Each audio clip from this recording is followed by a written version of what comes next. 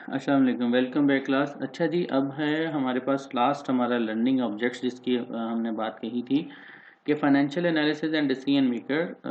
हम अब सब कुछ कर चुके हैं, सिर्फ ये देखना चाह रहे हैं कि हमारा जो बिज़नेस है वो उसकी जो प्रॉफिटेबिलिटी है वो क्या क्राइटेरिया है। और दो किस्म का एक और कॉन्सेप्ट होता है जिसको हम लिक्विडिटी का कॉन्सेप्ट डिस्कस कर रहे होते हैं। ये फाइनेंशियल एनालिसिस जब आप लोग करते हैं तो उसमें डिफरेंट टर्म्स को हम यूज़ करते हैं, कंपैरिजन कर रहे होते हैं। फिलहाल थोड़ा सा इजी आप लोग अपने आप को थोड़ा इजी जो है मैं इसको समझाना चाह रहा हूँ।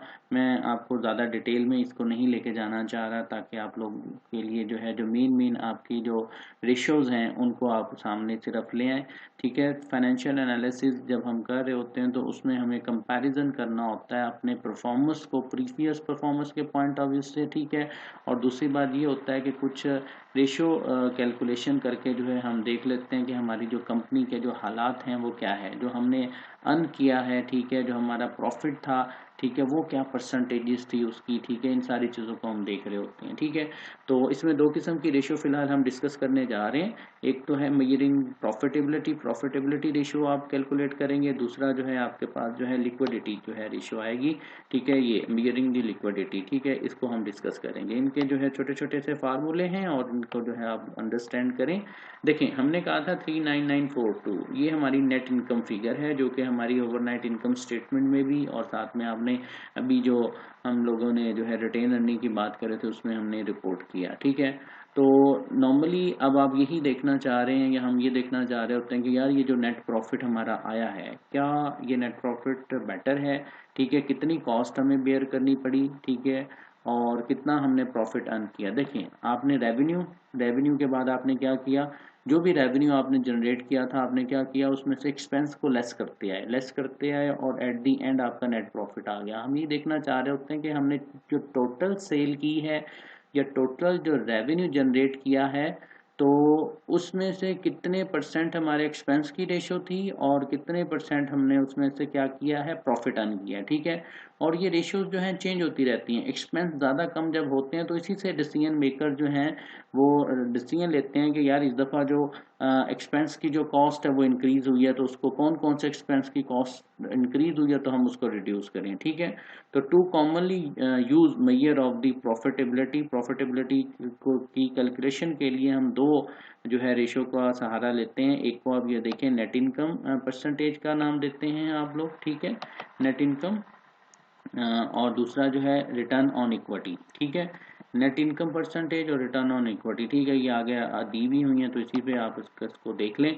नेट इनकम परसेंटेज, अच्छा, इसका जो फार्मूला होता है वो क्या है, नेट इनकम टोटल जो आपने कमाई और टोटल रेवेन्यू। ठीक है, अब मुझे ये आप जो है अपनी आई मीन के बैलेंस शीट से देख सकते हैं। ठीक है, लेकिन अगर आपको याद है तो बहुत अच्छी बात है, लेकिन आप रिव्यू करना चाह रहे हैं वो भी कर सकते हैं। ठीक हो गया, 39,000 नेट इनकम जो कि अभी अभी हमने फ्रेशली बात की कि हमने कमाया। ठीक है, 39942, और बाकी जो टोटल रेवेन्यू है अभी आप लोग क्लोजिंग ट्रांजैक्शन करके आए, ये भी याद होगा, 175 आपका टोटल रेवेन्यू था और इसमें से 39942 हमारा नेट इनकम था। ठीक है, अब इसकी जो परसेंटेज ये देखें 22.8%। अब ये किस चीज़ को शो कर रही है, ये बता रही है कि आपने जो है टोटल रेवेन्यू जनरेट किया था 175, उसका जो है आपने, और 39 आपका नेट इनकम था। इट्स मीन के जो नेट इनकम परसेंटेज है वो 22.8 आपकी क्या है, एक नेट इनकम परसेंटेज रही। अच्छा, बाकी जो है वो कहाँ गया, वो हमारा सारा का सारा एक्सपेंस में चला गया,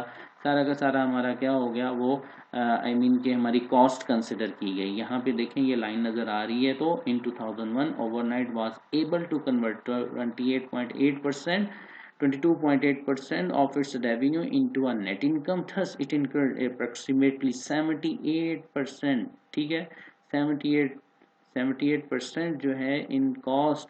ठीक है, या 78 सेंट वो कह रहा है in cost of every dollar of revenue it generated. ठीक है, हर एक डॉलर जनरेट करने के लिए उसको जो है 78 सेंट जो है उसकी कॉस्ट है, और जो 22.8 है वो उसका क्या है, एक रेवेन्यू है। ठीक हो गया। तो इस तरह से हम अंडरस्टैंड कर रहे होते हैं। फिलहाल ये एक ही साल की है। जब आप डिफरेंट ईयर्स की कैलकुलेशन आते हैं या लास्ट 5 ईयर या लास्ट 3 ईयर्स की कैलकुलेशन की तरफ आप आते हैं तो उसमें फिर हम देखते हैं कि हमारा जी प्रॉफिट जो है या नेट इनकम जो हमारा मार्जिन है परसेंटेज है वो क्या रही। अगर 25% रहती है, बाद का 18% आती है, तो फिर हम कंपैरिजन करते हैं कि यार इस बार हमारी जो एक्सपेंस की कॉस्ट है वो हाई हुई है, इंक्रीज हुए हैं या डिक्रीज हुए हैं। तो ये हमारा एनालिसिस करने का तरीका होता है। अच्छा, रिटर्न ऑन इक्विटी की अगर हम बात करें तो net income divided by average stock holder equity. ठीक है, नेट इनकम वही है 39942। अब एवरेज स्टॉक होल्डर इक्विटी अब आपके पास 92971। ठीक है, ये अब कहाँ से आ गया। ठीक है, इसके लिए आपके पास एडजस्टेड ट्रायल बैलेंस या income statement sorry balance sheet आपके पास होनी चाहिए। ठीक है, यहाँ पे मैंने आप लोगों को पहले भी हमने ये लास्ट सेशन में हमने ये किया था। ठीक है, बैलेंस शीट हमने बनाई थी, लेकिन चले मैं दोबारा व्यू करवा रहा हूँ आपका। देखिए, आपके पास जो कैपिटल स्टॉक है वो 80,000 था और रिटेन अर्निंग जैसे हम बात कर रहे हैं 25,942। ठीक है, हमने 39 में से 14,000 जब माइनस कर दिए जो कि डिविडेंड के थे तो हमारे पास क्या रहा 25। ठीक है, 25,942। अच्छा, इन दोनों को अगर आप सम करेंगे एवरेज कैपिटल स्टॉक की अगर हमने बात करनी है। ठीक है, एवरेज कैपिटल स्टॉक अगर आपने लेना है तो वो कैसे आपके पास आएगा, तो उसमें ठीक है एवरेज स्टॉक होल्डर इक्विटी आपने कैलकुलेशन करनी है। ठीक है, तो देखिए आपके पास 80,000 बिगिनिंग था, प्लस कर दें हम कितना था 25, कितना था भाई, एक मिनट दोबारा देख लेते हैं। हमारे पास कितना था 25942। ठीक है, तो कैलकुलेट 25942। ठीक है, ये हमारे पास टोटल आ गया। ठीक है, तो अब आपके पास 80,000 स्टार्टिंग है और एंडिंग अभी जो आया है वो ये है। ठीक है, हमें क्या करना पड़ेगा, ये प्लस 80,000। ठीक है, बिगनिंग, और इसको फिर हम क्या करते हैं 2 पे डिवाइड करते हैं। ठीक हो गया, ये देखें 9297 यही आया हुआ है। आपने क्या किया है, जो बिगनिंग आपके पास थी वो 80,000 थी और जो आपके पास एंडिंग थी, एवरेज कैसे निकालते हो, देखो जो साल के शुरू में थी तो 80,000 था ना उस वक्त, तो आपके पास रिटेन अर्निंग नहीं आई थी, वो तो जीरो थी। ठीक है, आपके पास देखिए मैं दोबारा कहता हूँ, साल के शुरू में आपने जो इन्वेस्टमेंट की थी वो 80,000 थी। ठीक है, अब आप जब एंडिंग पे आए तो आप क्या कह रहे हो कि 105 समथिंग था। ठीक है, तो 105,9 थी या जो भी थी। ठीक है, तो इन दोनों को हमने प्लस किया था। ठीक है, तो उसके बिहाफ पे, बल्कि एक फिगर हमारा मिस हो गया है, उसके बिहाफ पे जो है हमने बहरहाल किया था। तो ये नीचे भी मैंने दिया हुआ, इसको लिख भी दिया ताकि आप लोगों को पता चल जाए कैसे हुआ है कैलकुलेशन। तो देखें 39,943 नेट इनकम है, बल्कि ये 42 है यहाँ पे। ठीक है, तो 43 आ गया, और उसके बाद जो है आपके पास क्या है 9297, ये कैसे आता है या यहाँ पे मैंने मेंशन कर दिया है बच्चों के लिए, आप लोगों के लिए। ठीक है, तो 80,000 हमारा क्या है, ये बिगिनिंग थी, और 105,942 ये स्टॉक होल्डर इक्विटी जो है हमारी एंडिंग है। अच्छा, अब इसमें 80,000 प्लस 25,000 रिटेन अर्निंग का प्लस हुआ हुआ है। ठीक है, तो इसको जो है हम जब 2 पर डिवाइड करते हैं तो 9297 आ जाता है। तो फाइनली रिजल्ट 43%। अब इधर आ जाए हम कि रिटर्न ऑन इक्विटी क्या है 43%, कि आपने जो एक टोटल इन्वेस्टमेंट की हुई थी तो आपको कितना अर्न किया आपने 43%, जो कि अच्छा खासा होता है। ठीक है, आपकी जो टोटल इन्वेस्टमेंट थी, ठीक है, तो उसका आपने 43% जो है अर्न किया। ठीक है, return on equity is measure the net income relative to average stock holder equity. ठीक है, तो बहरहाल इस चीज़ को जो हमने डिस्कस कर लिया। अब आके जल्दी से आ जाए मेजर ऑफ लिक्विडिटी की तरफ आते हैं। लिक्विडिटी में देखो आपको क्या करना होता है, इसमें it measure the potential of a company current asset to pay its current obligation. ठीक है, जो कंपनी है वो देखना होता है कि यार करंट ऑब्लिगेशन को, करंट लायबिलिटी को पे कर सकती है या नहीं। तो इसमें दो किस्म की रेशियो आ जाती हैं हमारे पास, एक वर्किंग कैपिटल होता है, दूसरा होता है करंट रेशियो होता है। ठीक है, वर्किंग कैपिटल जो है, जैसे पहले हमने बात की 2 कॉमन मेजरमेंट ऑफ लिक्विडिटी। ठीक है, working capital and current ratio. ठीक हो गया जी। वर्किंग कैपिटल का क्या फार्मूला होता है, current asset minus current liability. ठीक है, तो कंपनी के जो अगर आप बैलेंस शीट को देखते हैं तो उसमें आपको जो करंट लायबिलिटी रिपोर्ट हुई नज़र आ रही होंगी वो 20,250 है। ठीक है, तो आप दोबारा से बैलेंस शीट को व्यू कर सकते हैं यहाँ से भी जाके। ठीक है, तो आपके पास यहाँ पे देखें आपको 4,269 और इन सबको अगर हम सम करते हैं 2025, ये हमारी करंट क्या है लायबिलिटीज़ हैं, ठीक है। और इसी तरह से अगर ये 3 फिगर जो कि शॉप सप्लाई लैंड से पहले पहले, ये हमारा लैंड जो है ना फिक्स एसेट है, इससे पहले पहले अगर आप ये सारा कुछ कर लेते हैं, ठीक है, इन तीनों ये चारों को, ठीक है, बल्कि ये चारों को अगर इनका अगर आप सम करते हैं तो वो हमारे पास उसने दिया हुआ है, ठीक है। तो बहरहाल ये आपके पास कितना आ जाता है 30,042 और लायबिलिटी जो है आपके पास कितनी आ जाती हैं जी 2025 50 तो 9792, ये हमारे पास क्या आ जाता है आंसर आ जाता है। और इसी तरह से करंट एसेट, ये करंट रेशो की अगर हम बात करते हैं तो current asset minus current liability, ठीक है। तो बल्कि ये माइनस नहीं होगा, तो इसको करेक्ट कर लेंगे, हमारे पास डिवाइड होना चाहिए, ठीक है।